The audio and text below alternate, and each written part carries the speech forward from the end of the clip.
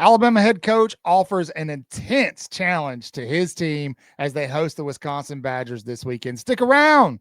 Let's talk about it. Hang out with Cotton for a while. This is Way Offsides. 3, 2, let's go.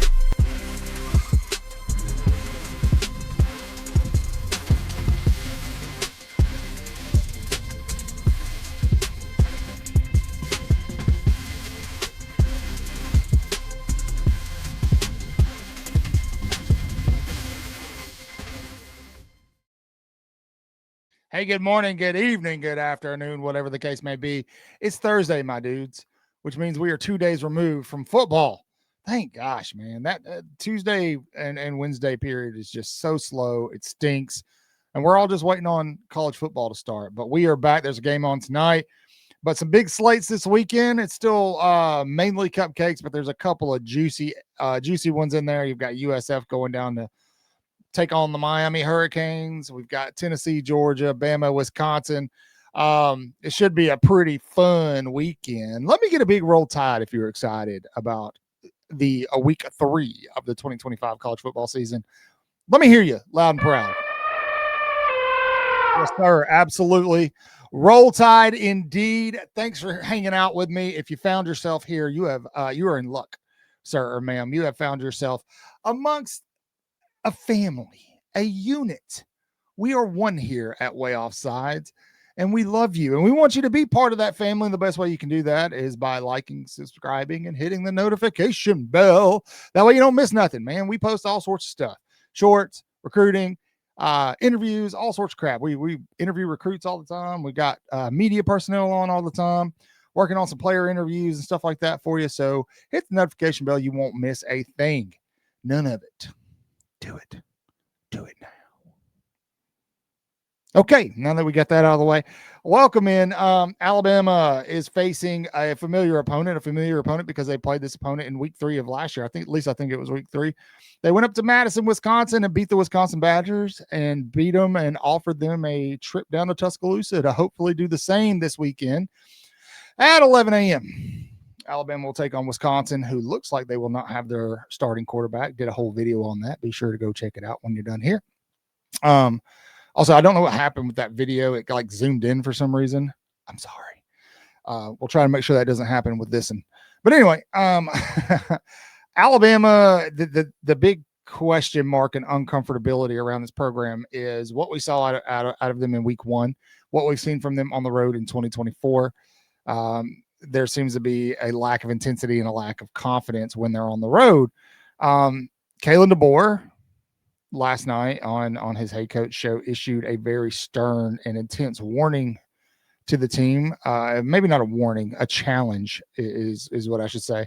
A challenge to the team about maintaining that feeling of pain from that week 1 sting.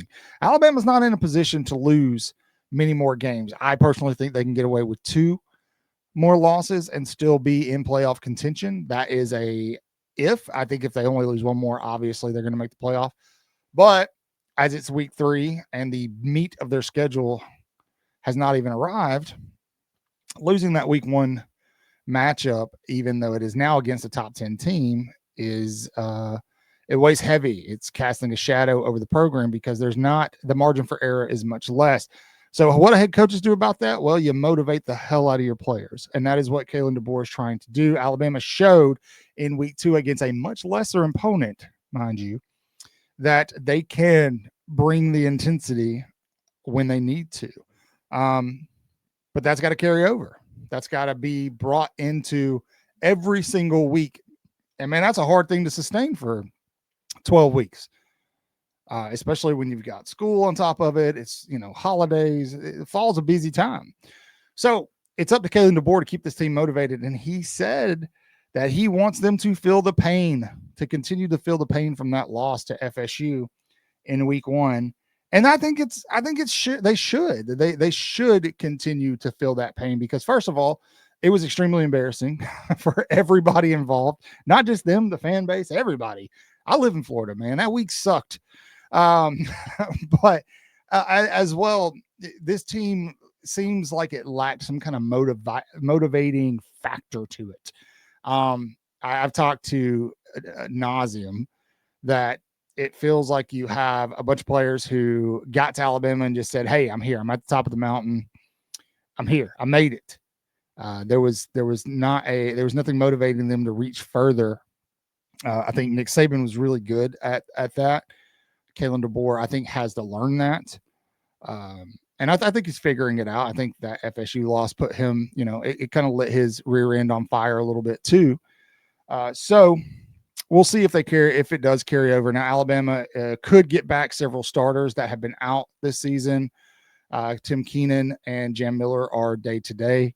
I would not, I don't know that they'll play, but Ryan Williams is expected to play, which to great, I don't know how to say what I'm thinking, but to great, it makes me happy that he's playing because, with him out and how well Alabama looked last week, you had several Alabama content creators who were pushing the narrative that maybe Alabama's a better team without Ryan Williams and that he's a distraction. I think that's really stupid. And yeah. So go watch that video too.